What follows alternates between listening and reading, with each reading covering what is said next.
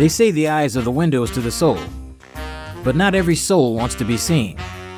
In this city, eye contact is a currency. And some folks, they're flat broke. I've seen it 1,000 times. A suspect across the table, a runaway kid in a broken home, even a grieving mother hiding behind cheap sunglasses. They all share one thing. They can't or won't look you in the eye. So what does it really mean when someone avoids your gaze? Let me tell you. Sometimes it means fear. The kind that wraps around your ribs and tightens until breathing feels like a crime. It's in the hunched shoulders, the twitching hands.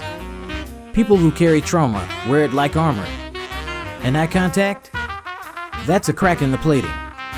It makes them feel exposed, like you're peeling back layers they spent years trying to forget. Other times, it's guilt. Plain and ugly. You see it in the downward glance, the stiff jaw. I've watched men lie to their wives and stare at the floor like it owed them something. But don't be fooled. Liars don't always look away. Some stare straight through you, like they're daring you to call them out. Overcompensation. That's the trick.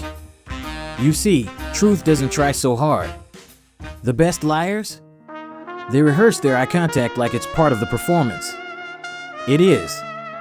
Then there's anxiety. The kind that doesn't come with a warning label.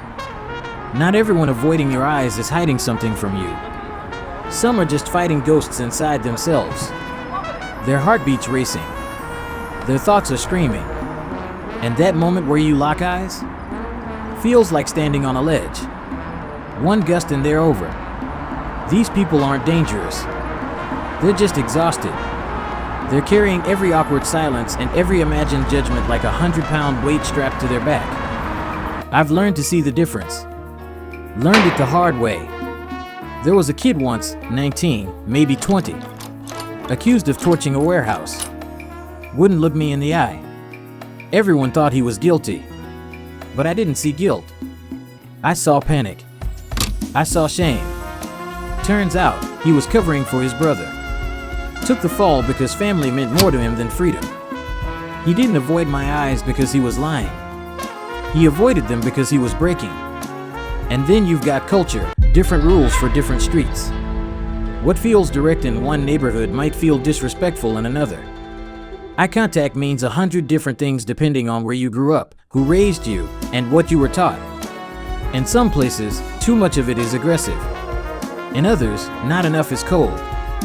That's the thing about human behavior. It doesn't come with a universal translation. So before you judge someone for looking away, ask yourself, are you reading them or just reading into them? Don't get me wrong, sometimes avoiding eye contact is a tell. Sometimes it is deception. But not always. In fact, some of the best liars I've met never blink. That's the problem with eye contact. It's not a fact. It's a signal. And signals, they need context. You need to cross-reference it. Look at body language. Look at speech. Look at silence. Because sometimes the most honest person in the room is the one who can't meet your gaze, and sometimes the most dangerous one is looking you right in the eye and smiling. You've also got people wired different. Neurodivergent folks. Autistic adults.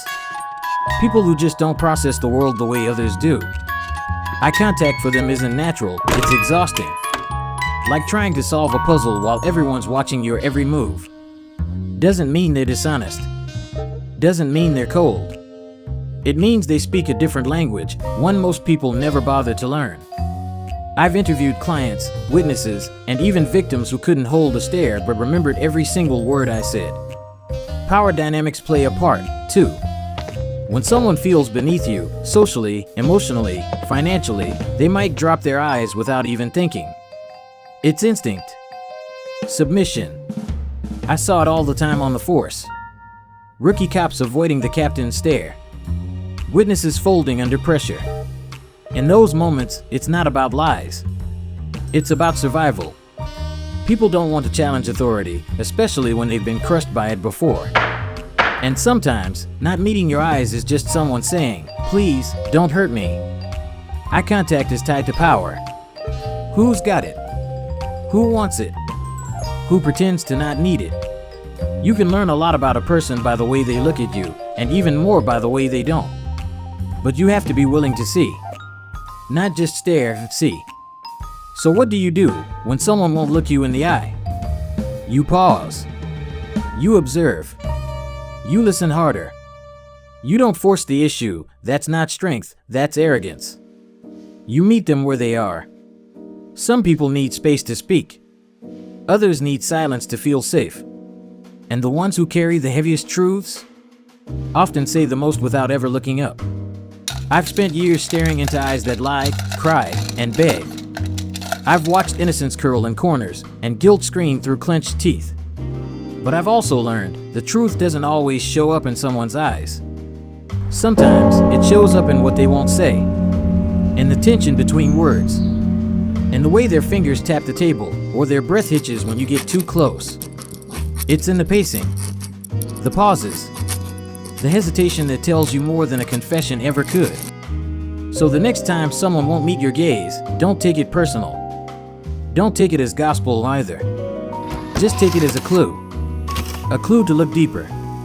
Because in this world full of noise, lies, and misdirection, the truth always shows up.